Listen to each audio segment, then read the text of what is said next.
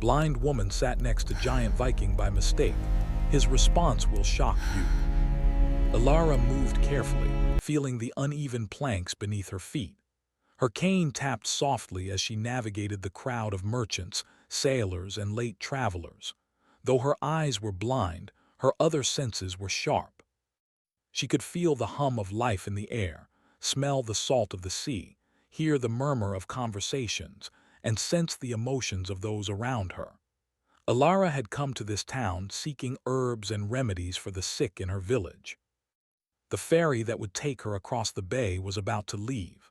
She moved toward the line, her hands grazing the ropes of ships and the rough jackets of weary sailors. A sudden gust of wind carried the scent of smoke and iron, warning her of an approaching storm, though the sky was still clear. She heard the deep thrum of footsteps behind her, strong, heavy, measured. There was a presence, large and imposing but not threatening, at least not yet. Ilara instinctively shifted, making space for whoever was coming. The footsteps stopped beside her and she sensed a towering figure. The man's aura was complicated, a mixture of strength, danger, and something sorrowful like a wound that never healed. The ferry creaked as it swayed gently against the dock. "Careful," said a low voice beside her, deep, rough, yet strangely soft. Ilara turned her face slightly toward the voice. "I am careful," she replied calmly, "but you sound heavy on your feet. Are you a sailor?" A short laugh like stones rolling across a wooden floor. "You could say that," the voice said. "Some call me a warrior." Ilara felt a shiver, not of fear but curiosity. "A warrior? Then you must know of battles, storms, and pain," she said, her tone even but probing. "I know of all three," he said. Silence hung between them. The sound of the water lapping against the ferry filled the space. You are not like others," she said, almost as a thought spoken aloud. "There is a storm inside you that I can feel." "I do not know what you mean," he replied, though his voice betrayed hesitation. Ilara tilted her head, listening to the rhythm of his breathing. "You try to hide it, but it is there. Anger, fear, and something else. A sorrow you cannot wash away." A long pause. "Then you are bold," he said. "Most would run from someone who speaks so plainly." Ilara smiled faintly. "Most do not listen." The ferry creaked again. Its bell rang, announcing its imminent departure. Travelers moved hastily toward the ramp. Ilara followed the sound, guided by her cane and intuition. Suddenly, the deck tilted sharply as a wave hit. Ilara stumbled, and before she could steady herself, strong arms caught her. She felt the heat of the man's body, the firmness of his grip, and the strength in his hands. "You are heavy," he said, not unkindly, as he helped her regain balance. Ilara smiled, grateful. "I am not light," she admitted. "But you are stronger than you let on."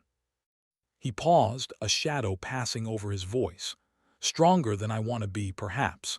The ferry began to move, slowly cutting through the misty waters. The town faded behind them, replaced by the dark expanse of the bay. The wind brought with it the scent of distant pine and the tang of the sea. They stood together in silence, the rhythm of the waves connecting them in a way words could not. "I am Ilara," she said after a while. "I am a healer. I help people. I listen to them." "I am Rurik," he replied. "I do not help people, I survive."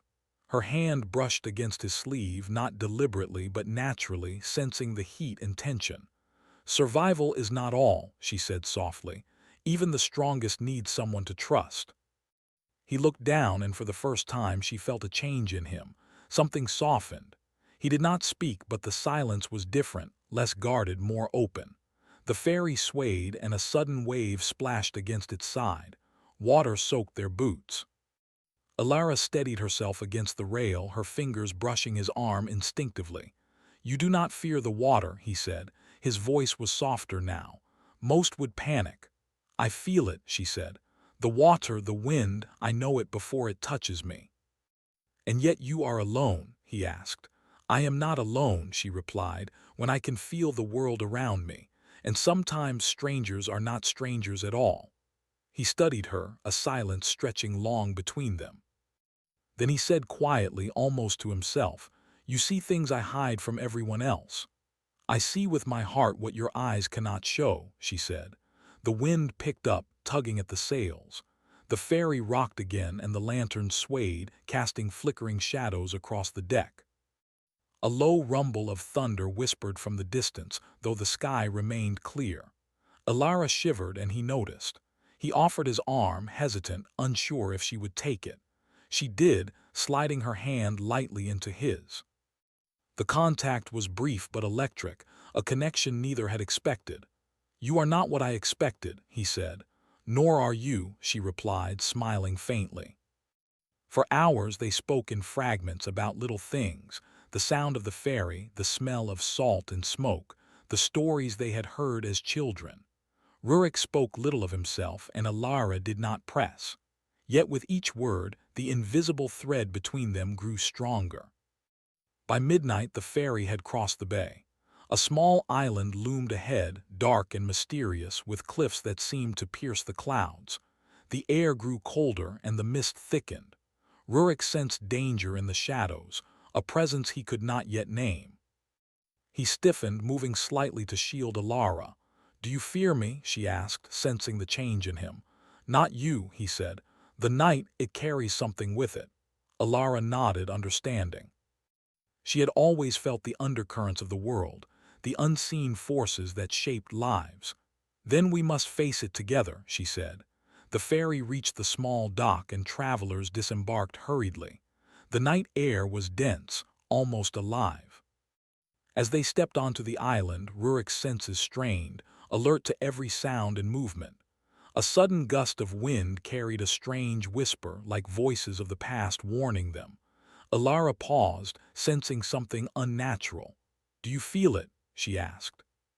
"I do," he said, his voice low. "Something is coming, something I cannot fight alone." Before she could respond, a shadow moved along the cliffs above, and the wind carried a chill that froze her bones. Rurik's body tensed. "We are not alone," he said, "and it will test us."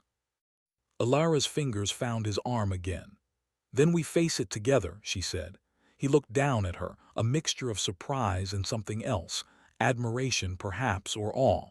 He was used to fear, to battle, to solitude.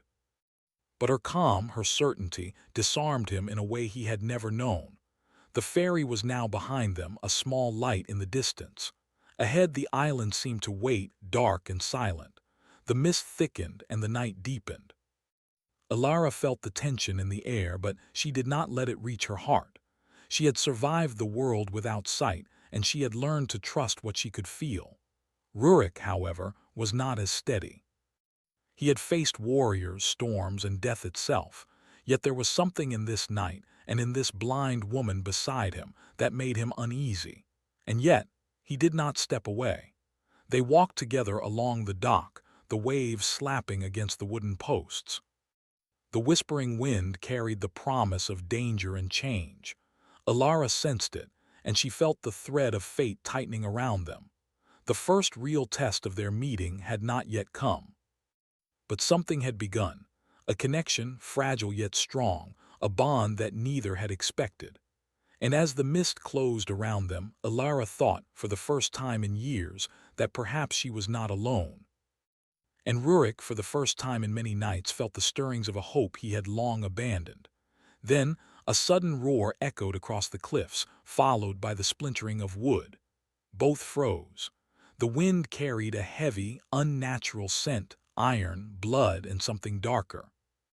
Rurik's hand instinctively went to his sword. Alara's hand found his arm. "This night, it is not over," he said, voice low and urgent. "No," she replied, "it has only begun." And in that moment, under the silver moon and the mist that swirled like spirits around them, two lives collided in a way that neither could have predicted. One blind, one cursed, both bound by fate and the promise of what was yet to come. The island was silent, almost unnaturally so. The mist clung to the jagged cliffs and blackened trees, curling around the trunks like restless spirits. Alara and Rurik stepped cautiously onto the rocky path leading inland. Each footfall echoed in the still night, mingling with the distant crash of waves below. Alara's hand rested lightly on Rurik's arm, seeking balance and protection. Though she could not see him, she felt every tense muscle, every heartbeat, every subtle change in his mood. He was a fortress of strength, yet fragile in ways no one had ever known. "I know this place," Rurik said finally, breaking the silence. His voice was low, almost reluctant. "I lived here for a time before my exile. The ruins ahead, they belong to my past." Alara tilted her head slightly. "Your past?" she asked. "Is it a dangerous place?" He hesitated. "It is cursed." The word hung between them, heavy and ominous. Alara's fingers tightened on his arm, not in fear but in understanding. "Many curses come from fear," she said softly. "Some from magic, some from choices. Which is yours?" Rurik's jaw tightened. "All of them," he muttered. "And yet none of them are simple. I was once a warrior of my clan, but I fell into darkness. A spell, a mistake, I cannot fully remember. Only the consequences." Alara could feel the shadow over him, like a dark cloud that never lifted. "And it haunts you still," she said. He looked down at her, and for a moment his eyes softened, though she could not see them. "It does," he admitted, "and now I fear it may reach you." Alara's fingers brushed his sleeve. "I will not turn from you," she said. "If you face your darkness, I will stand beside you, even if I cannot see it." Rurik's silence was not uneasy this time. It was thoughtful. He had never encountered anyone who spoke so plainly, who accepted his darkness without flinching. Most saw only the size of him, the power, the rage. But Alara, she saw the man beneath. They walked in silence for a while, the only sound the soft crunch of stone underfoot and the wind weaving through the trees. Ahead, the ruins of an old fortress rose against the night sky. Its stones were blackened and crumbling, worn by storms and centuries. The air smelled faintly of iron and smoke, and something deeper, darker, lingered, an almost tangible presence that raised goosebumps on Alara's skin. Rurik stopped at the edge of the ruin, listening. "The curse, it is strongest here," he whispered. "The place holds the memory of what I became, what I lost. It tests anyone who enters." Alara did not move back. "Then we face it," she said, "together." He studied her for a long moment, then nodded. He took her hand in his, guiding her gently through the entrance. The stones were uneven, broken in places, and the air inside smelled of damp earth and decay. Shadows shifted unnaturally, cast by the moonlight leaking through holes in the walls. "I have not been here in years," Rurik murmured. "I thought I would never return." Alara's fingers traced the rough stone walls. "Sometimes facing the past is the only way to change the future," she said. Rurik's hand tightened around hers. The bond between them, fragile yet strong, was growing with each step. They reached a central hall, its roof partially collapsed. Moonlight streamed through the gaps, illuminating ancient runes carved into the stones. Rurik's face darkened. "These runes," he said, voice heavy, "were meant to hold the curse in place, but they are weakening.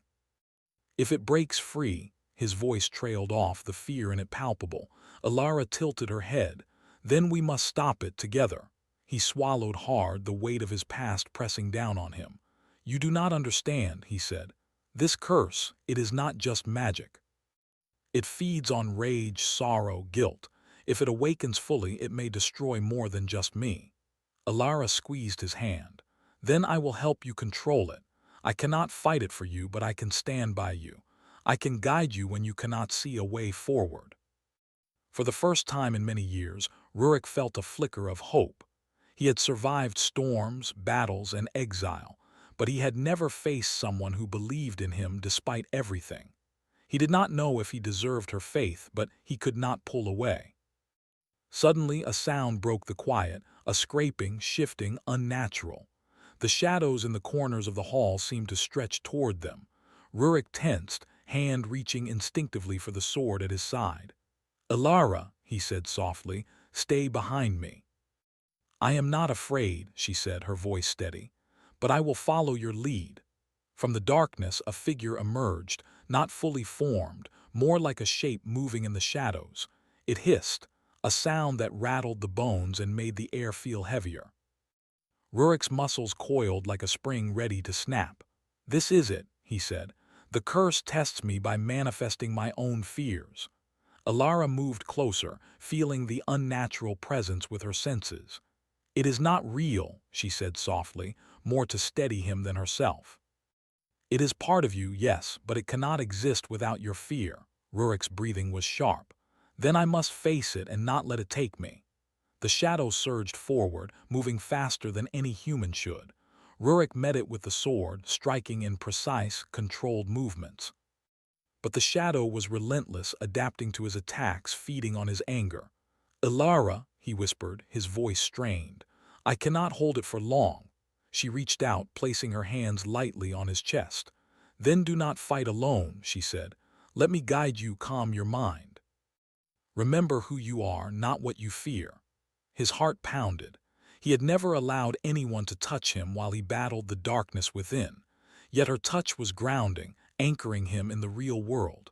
Slowly, the rage that powered the shadow began to ebb, replaced by control. For hours they worked together, a delicate balance of strength and trust. Rurik's sword flashed through the shadows, while Ilara's voice and touch guided him, keeping him connected to the world outside his own mind.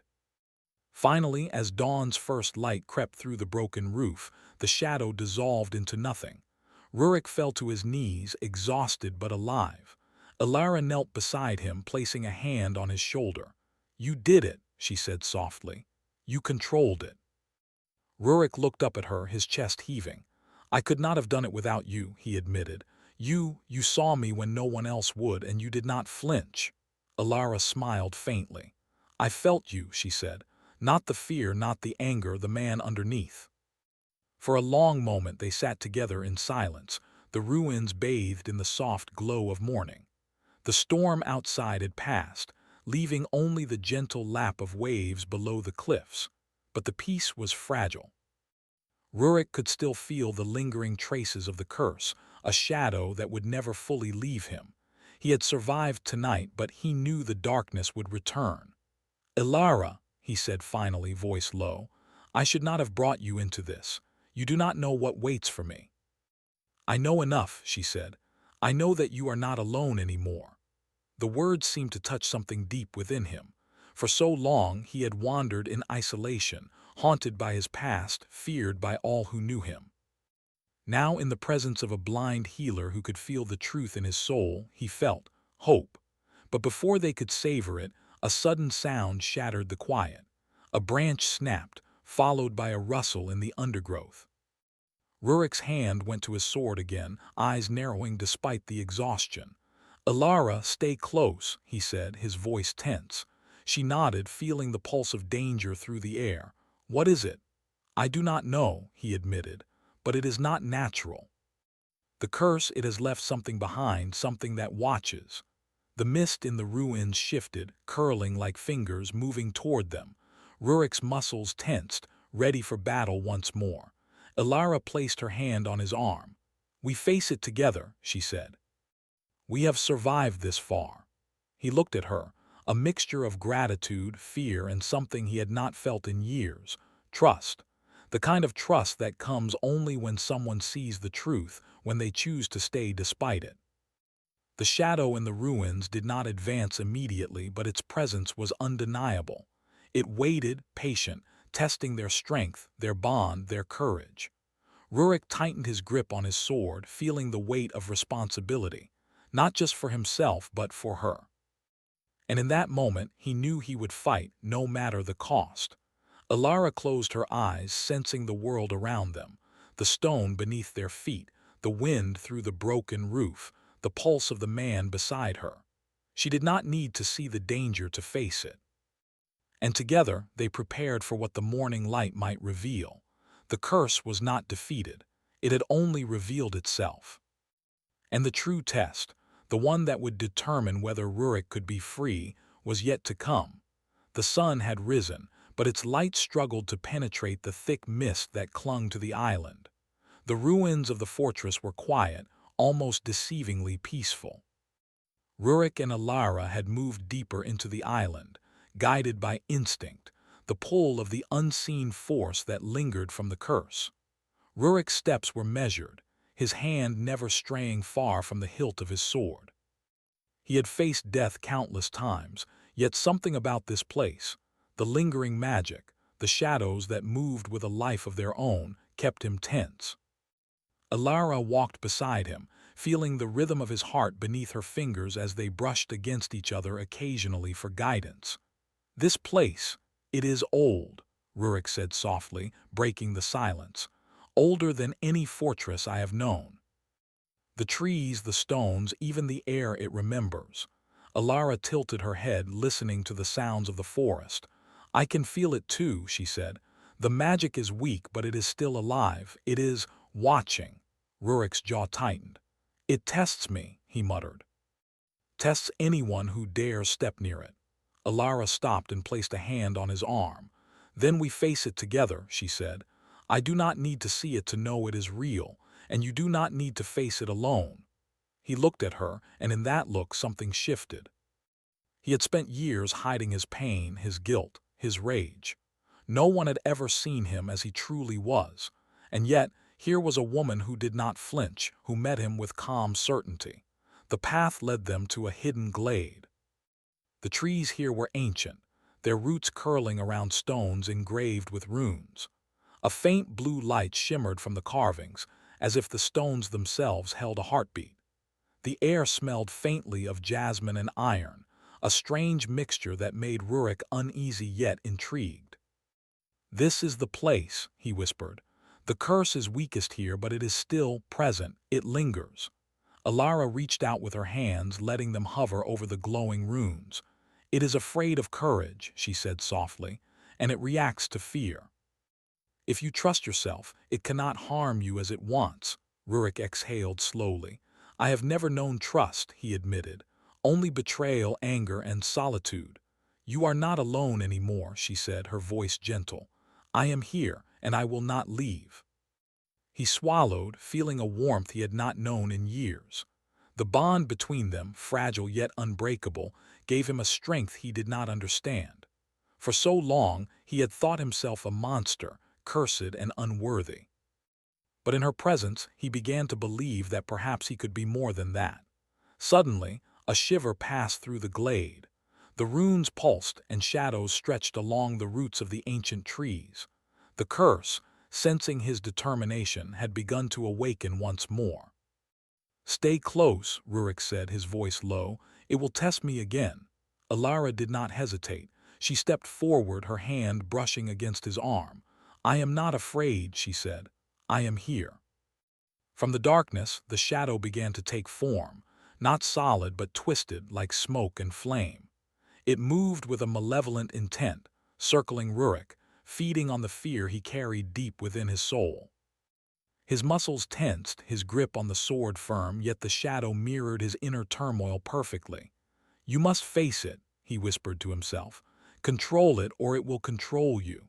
Alara's hand rested on his chest over his heart. "Feel my presence," she said softly. "You are not alone. The darkness cannot touch you while you hold on to something real." He closed his eyes, focusing on her words.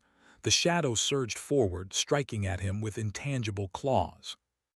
Rurik countered with precise, controlled movements, but the fight was different this time. The enemy was not external. It was his own rage and guilt made manifest. Alara guided him with calm words, keeping him anchored. "Remember who you are," she said, "not what you fear. You are more than the curse. You are Rurik, strong, brave, human." With her voice in his mind, Rurik's strikes became more confident. The shadow flinched as he let go of the anger that fueled it. Slowly, painfully, the darkness began to waver. Hours passed as they battled the curse together. Rurik's body was exhausted, but Alara's presence lent him a strength he had never known. The shadows finally dissolved, leaving only faint traces of smoke that quickly vanished in the morning light. Rurik sank to the ground, breathing heavily. Alara knelt beside him, placing a hand on his shoulder. "You did it," she said softly. "You faced yourself and controlled it, not alone but together." He looked at her, a mixture of awe and gratitude. I could not have done this without you, he admitted. You see me in ways I thought no one ever could. Alara smiled faintly. I felt you, she said. Not the anger, not the fear of the man beneath. For a long moment, they sat together in the glade, bathed in the soft glow of the magical runes and the gentle light of the morning. The bond between them had deepened beyond words. The trust, the shared struggle, the quiet understanding. It was a connection neither had expected but both needed. Rurik's hand moved hesitantly to hers. I do not know how to repay you, he said softly. I have only known solitude, only known shadows. Do not speak of repayment, she said. You have survived this night, and that is enough. That is the gift. You have chosen to trust yourself and me. He nodded slowly. For the first time, he allowed himself to hope, not just for survival but for redemption. The darkness in his soul was still there, but it no longer consumed him. The glade remained quiet, but the air held a subtle tension. The curse had been weakened, yes, but traces lingered, like an echo of a storm that might return. Rurik knew it. Alara felt it too. Suddenly, a rustle came from the edge of the glade. Rurik's sword was drawn in an instant, every sense alert. The shadows at the border seemed to twist and shift, though no figure appeared. Alara, he whispered, his voice tense. Something watches us. The curse it left a part behind, it is testing us again. Alara did not move back. She placed her hand on his arm. We face it together, she said firmly. We survived before. We can survive now. Rurik studied her, the depth of her courage striking him. He had faced warriors, beasts, and storms, but never had he encountered someone who faced the supernatural with such calm certainty. He felt something stir deep within him, a combination of awe, fear, and admiration. The mist thickened, swirling like living threads. The runes pulsed faintly, as if echoing the bond between them. Rurik's grip on his sword remained tight, but he was no longer alone in the battle. He had her, and her presence grounded him, gave him clarity. You are remarkable, he said quietly. Alara smiled faintly. We are remarkable together, she replied. For a while they remained in silence, letting the tension ebb. The shadows lingered at the edges, hesitant, sensing the strength of their connection. Rurik exhaled slowly, allowing himself a brief moment of rest. I do not know what will come next, he said softly. The curse, it is not gone, only hidden, waiting for another moment to rise. And we will face it, Alara said. Whatever comes, we face it together. You are not alone anymore. The wind rustled the ancient trees, carrying a faint whisper, almost like a warning. The bond between them had grown stronger, forged in the fire of struggle and trust. And though the darkness still lingered, both knew that the connection they had created was stronger than fear itself. Then, just as they began to rise and continue their journey, Alara stopped abruptly. She had sensed something moving in the underbrush, delicate, almost imperceptible. She reached for Rurik's arm, her fingers trembling slightly. Something approaches, she whispered.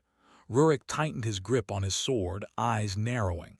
Then we prepare, he said, together. The glade seemed to hold its breath as they waited. The next test of their courage, trust, and bond was coming, and neither knew exactly what form it would take. But one thing was certain. Their fates were intertwined, and together they would face whatever shadows the island held. The forest of the island grew darker as the sun sank behind jagged cliffs. The mist thickened, curling through ancient trees like restless spirits. Alara and Rurik pressed onward, each step careful, aware of the lingering shadows that had begun to follow them since the glade. The air hummed with unseen power, carrying whispers of old magic that had long been forgotten. Rurik's grip on his sword remained steady, yet his mind was uneasy. He had faced the curse before, fought it, and controlled it. But now, the whispers in the wind seemed more purposeful, more alive. He could feel the pull of the magic, tugging at the edges of his soul. Alara, he said, his voice low, we are close. The place I spoke of, the sunken cathedral, it holds the source of the curse. Alara nodded, feeling the change in the air. I can sense it too, she said. It is strong but not invincible. Whatever waits for us, we face it together. The path led them to a hidden shore, where the ruins of a cathedral lay half submerged in water. The stone walls jutted from the mist like broken teeth, dark and jagged.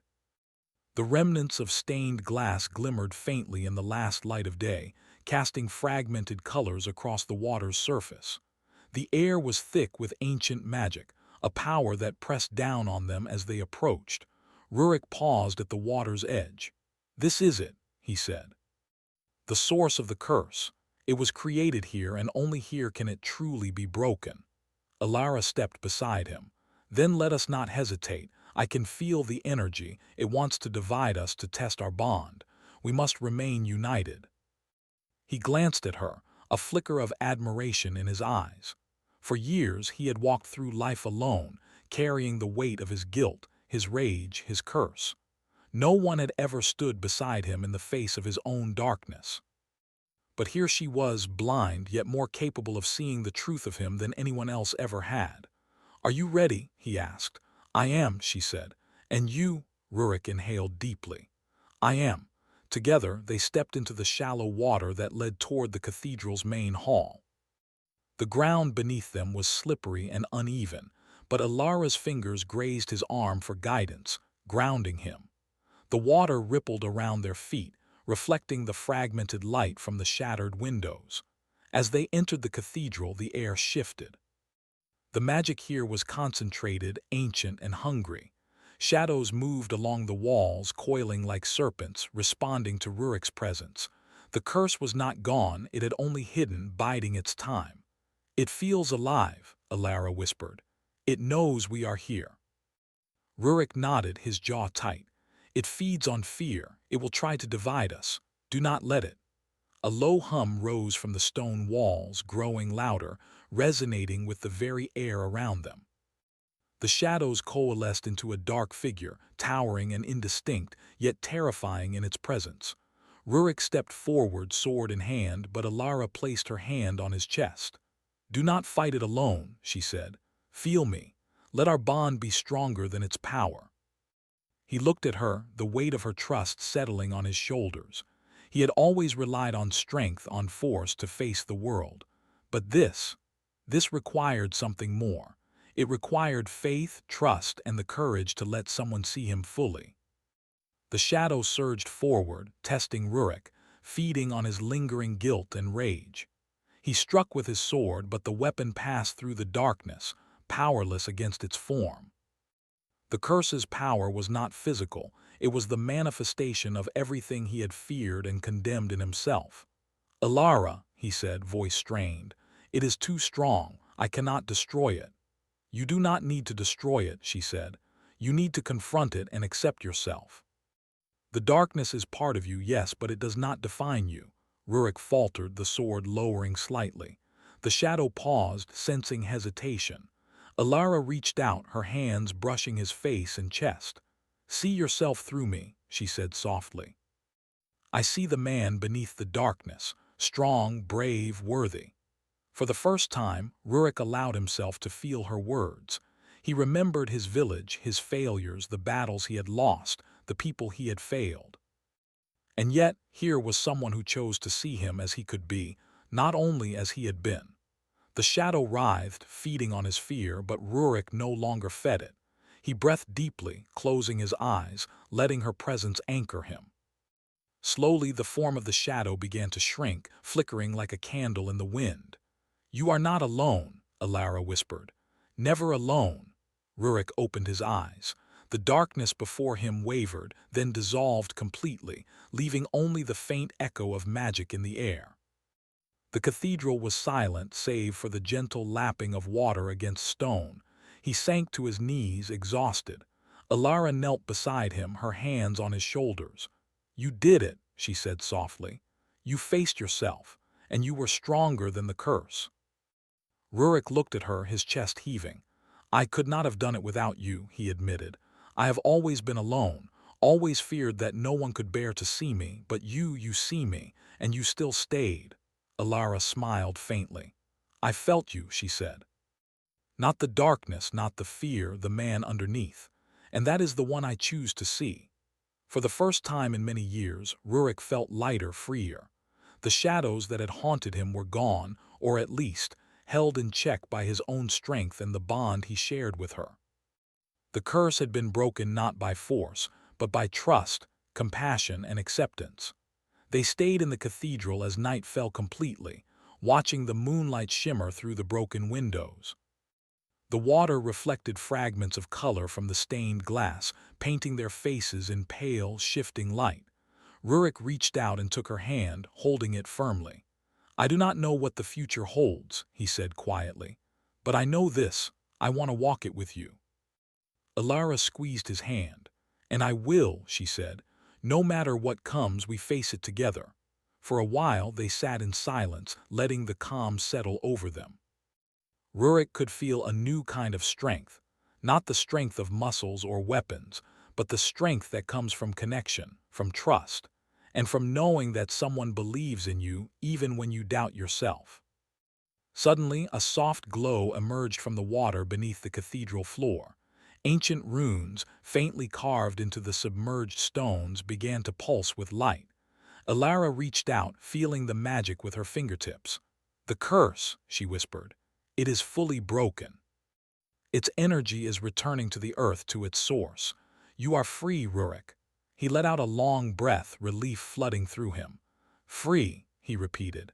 For so long he had believed freedom was impossible. And yet here it was, not as a gift, but as something he had earned through courage and trust. The first rays of dawn broke through the mist, casting light across the ruins.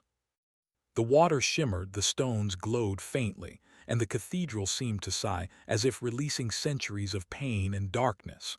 Rurik turned to Alara, his expression soft, almost vulnerable. "I am no longer the man I was," he said. "I am not a monster. And it is because you saw me, even when I feared no one could." Alara smiled, her fingers brushing his cheek. "I never doubted you," she said, "and I never will." The wind carried the faint scent of the sea, the flowers on the cliffs, and the faint memory of ancient magic. The island, once a place of fear and curses, now felt alive with possibility. Rurik took her hand again. "Then let us leave this place," he said. "Together." Alara nodded, feeling the warmth of his hand and the steady rhythm of his heartbeat.